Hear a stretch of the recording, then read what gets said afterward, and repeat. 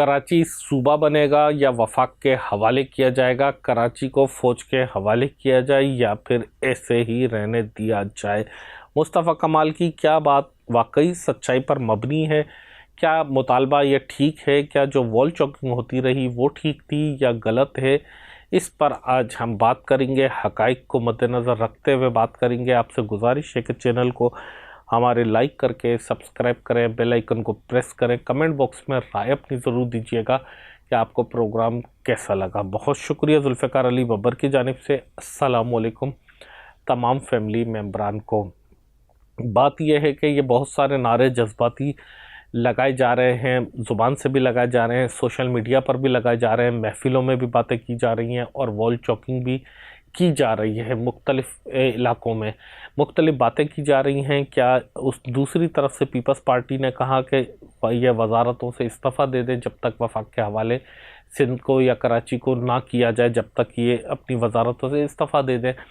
अब ये सारा कशमकश आम इश्यूज़ को हटा रहा है। आम जो मुद्दा था कि गुल प्लाज़ा में आग कैसे लगी, किसने लगाई या कैसे लगी, उससे नुकसान क्यों हुआ, क्या आइंदा ऐसी आग को रोकने के लिए कोई इक़दाम किए जा सकते हैं, किस तरह रोका जा सकता है, उस चीज़ को कोई डिस्कस नहीं कर रहा।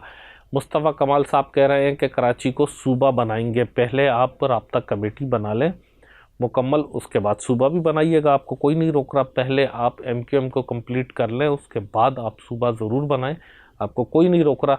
लेकिन आप अपनी तंजीम तो बना लें पहले।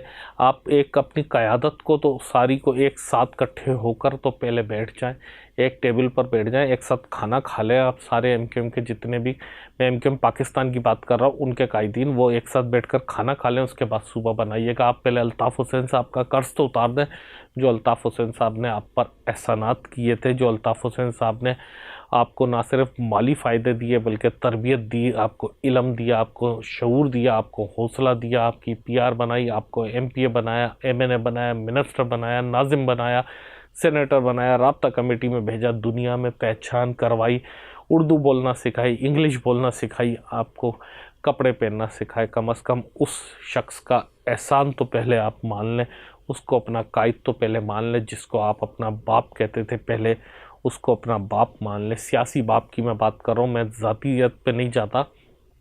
ज़ाहिर अल्ताफ़ हुसैन साहब को जितने भी MQM के लोग थे वो सियासी तौर पर वालिद का दर्जा देते थे और देते हैं, और अल्ताफ़ हुसैन साहब भी अपने बच्चों की तरह बाकी लोगों को समझते थे और समझते हैं। तो आज उनको क्यों कहा जा रहा है अल्ताफ़ हुसैन साहब को गद्दार? अल्ताफ़ हुसैन साहब पर आज क्यों उंगलियां उठाई जा रही हैं? आज अल्ताफ़ हुसैन साहब के बारे में दहशतगर्दी की बातें क्यों की जा रही हैं, जब उनसे सारे बेनिफिट लिए जा रहे थे, जब उनके नाम पर सियासत की जा रही है, जब उनके नाम को बेचा जा रहा है, तो जब तो वो ठीक है, उनकी MQM भी ठीक है, उनके पतंग का निशान भी ठीक है, उनका झंडा भी MQM का ठीक है, उनका माजर कॉज भी ठीक है, उनकी तंजीम साजी भी ठीक है, लेकिन वो खुद ठीक नहीं है। ऐसा कैसे हो सकता है? आप अपनी कारकर्दगी पर बात करें, आप अपने आप को इस काबिल बनाएं कि आप में इतना पावर होना चाहिए जितना अल्ताफ़ हुसैन साहब में पावर था या है, जो आपकी बात कोई रद्द ना कर सके। ऐसा नहीं है कि आप सिर्फ भड़का दें, जज्बाती नारे कर दें और आप लोगों के जज्बात से खेलें और लोगों जब पकड़े जाएं तो आप पीछे खड़े ना हों। आप ये बताएं कि इस शहर के लोग फूड पांडा चलाते हैं, आपने उनके लिए क्या किया? आप ये बताइए कि इस शहर के लोग बाइकें चलाते हैं, 2-2 नौकरियां करने के बावजूद भी आप उनके लिए क्या कर रहे हैं? आप ये बताएं कि आपका लिविंग स्टैंडर्ड तो अप हो गया, आपके बच्चे तो बाहर पढ़ रहे हैं, आपके पास तो बड़ी बड़ी गाड़ियां हैं, आप तो बाय एयर सफ़र करते हैं, लेकिन जिन लोगों के पास बाइक में पेट्रोल डालने के पैसे नहीं हैं, उनके लिए आप क्या कर रहे हैं? जब आपसे बात की जाती है तो आप कहते हैं कि सूबा बना लें, क्योंकि आपको भी पता है कि ये काम इतना आसान नहीं है। जब आपसे कारकर्दगी की बात पूछी जाती है तो आप कहते हैं कि वफाक के हवाले कर दो, तो आप किस मर्ज़ की दवाएं? अगर सब कुछ वफाक ने करना है तो फिर आप किस लिए हैं? आप किस लिए वोट मांगते हैं? आप किस लिए चंदा मांगते हैं? आप किस लिए ज़कात खैरात फितरा मांगते हैं? अगर सब कुछ वफाक नहीं करना है, कभी आप कहते हैं कि फ़ौज के हवाले कर दो, फ़ौज के हवाले क्या ये इंडिया से जंग हो रही है कि आप फ़ौज के हवाले करने की बात करते हैं? क्या कभी कोई शहर किसी फ़ोर्स के हवाले किया जाता है? ऑपरेशन के लिए तो ज़रूर किया जाता है। क्या आप भूल गए 92 का ऑपरेशन? उस वक्त फ़ौज के हवाले किया गया था कराची शहर को, जिसकी तलखियाँ आज भी कराची को याद हैं। कराची की उन माँओं से पूछो जिनके बच्चों आज तक लौट कर नहीं आ सके। उन जवान ख़वातीन से पूछो कि जो जवानी में बेवा हो गई थी, आज वो बूढ़ी हो गई, उनके सुहाग लौट कर नहीं आ सके। उन बच्चियों से पूछो कि जो मासूम थी, जिनके वालिद गए थे, जो आज जवान हो गई हैं, अपने बच्चों की माएँ बन गई हैं, वो आज तक लौट कर नहीं आए। उन बहनों से पूछो कि जिनके भाई गए थे लेकिन वो लौट कर नहीं आए। इतना आसान नहीं होता। इस शहर ने पहले ही बहुत तकलीफ़ें देखी हैं, इस कौम ने पहले ही बहुत तकलीफ़ें देखी हैं। डिवाइड का रूल बहुत तकलीफ़देह होता है। आप खुदारा सबसे पहले MQM को मजबूत करें, अपने कायद से जाकर माफ़ी मांगें अल्ताफ़ हुसैन साहब से, उनको मनाएं और उनके हवाले उनकी जमात को करें। उसके बाद सारे मसले खुद ब खुद हल हो सकते हैं। सारे मसले हल हो सकते हैं। ये सलाहियत होनी चाहिए लीडर में, ये सलाहियत होनी चाहिए सियासी क़यादत में। ये अल्ताफ़ हुसैन में सलाहियत थी, है अल्ताफ़ हुसैन में। अगर उसको मौका मिला तो वो चाहे सूबा बने या ना बने, वो डिलीवर करके दिखा सकते हैं। उन्होंने माजी में भी डिलीवर करके दिखाया है, वो आज भी डिलीवर करके दिखा सकते हैं। जो काम कर सकता है वो कभी हीले बहाने नहीं करता, वो हमेशा कारकर्दगी की बात करता है। ये हीले बहाने वो करते हैं जो काम नहीं कर सकते।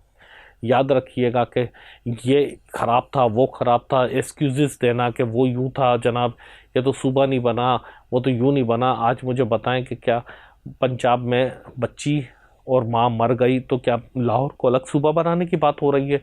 उन क्रिमिनल लोगों के ख़िलाफ़ कार्रवाई की बात हो रही है?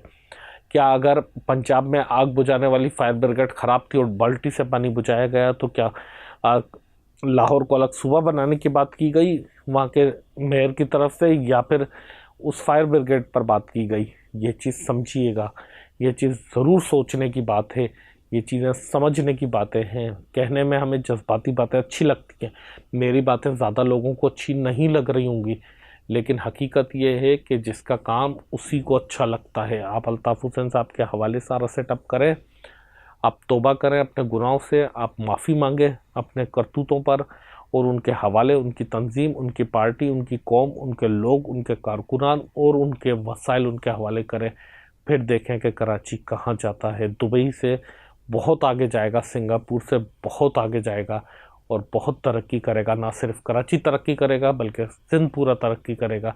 ना सिर्फ सिंध करेगा बल्कि पूरा पाकिस्तान तरक्की करेगा। मैं चैलेंज करता हूं कि आप ये कर कर देखें, लेकिन नहीं करेंगे क्योंकि आपको अपनी तिजोरियां भरनी हैं।